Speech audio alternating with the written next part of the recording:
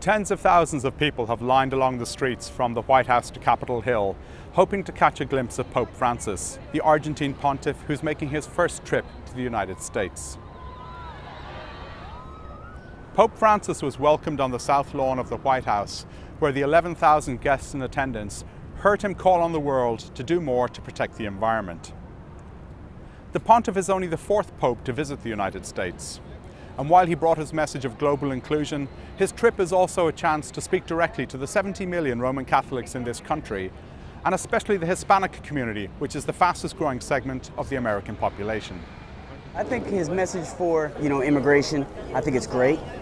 I think it's a great message. On top of that, I think his thoughts on global warming are something that really needs to be touched on more, that we as a government are not really touching on. And I think when he brings it up, people start to listen.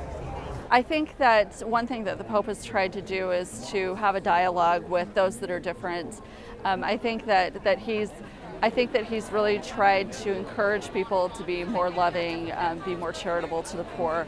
And I think that regardless of your belief system, I think that those are important messages to embrace. I like that he's turned to people that have been ostracized in other parts of society and said we need to have a conversation. For instance, the gay, lesbian community, immigration, that we need to approach these people and have conversations. Because without conversation, there can be no conversion. And so I really like those things that he's talking about. The Pope comes to the United States as a pastor, as a priest, not a politician, but it'd be naive to ignore the political consequences of this trip. Obviously, we're in the heat of a 2016 presidential election. This is a man who does not mince his words. He called better capitalism the dung of the devil. So I think he will have harsh criticism of capitalism, but he also is someone who doesn't understand the nuances. So while he'll support immigration reform, he's not going to give us policies or agendas of how that gets done. This man speaks in broad strokes about moral issues. He's not going to offer details of policy of how immigration reform gets done, how we address climate change, EPA regulations, things like that. Those aren't going to be on his agenda. He's going to do a broad stroke moral message of what's right and wrong. Well, clearly this Pope is very concerned about the poor. This has been at the heart of his message ever since he was elected. Another part of his message is going to be about the environment. He has listened to scientists. He himself was trained as a scientist before he entered the seminary, and he accepts the scientific consensus that global warming is happening and that it's caused by human activity. The Pope waded into the battle between Republicans and the Obama administration when he used his speech at the White House to back President Obama's controversial plan to impose restrictions on carbon emissions. One Republican congressman had already signaled that he would boycott the Pope's speech to Congress because of his stance on climate change. Pope Francis also took an indirect potshot at Donald Trump, the Republican presidential contender who wants to deport illegal immigrants, by talking about his own origins as an immigrant.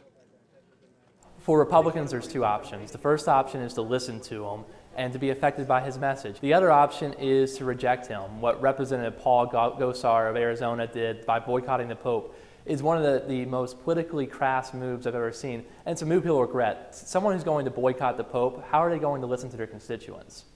While some of the Pope's messages will antagonize Republicans, his stance on the rights of the unborn child and his staunch opposition to abortion will be something that the GOP will embrace, particularly as the issue surfaces as part of a budget battle that threatens to shut down the US government. Well, the Pope doesn't want to take sides in any partisan politics. He wants to challenge us. In fact, the Pope is saying things that don't fit with either party.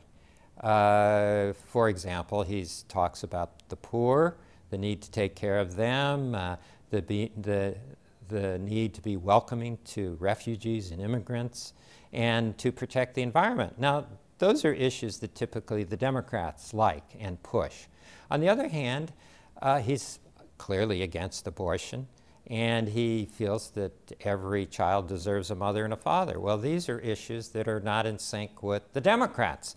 So he's going to be challenging both.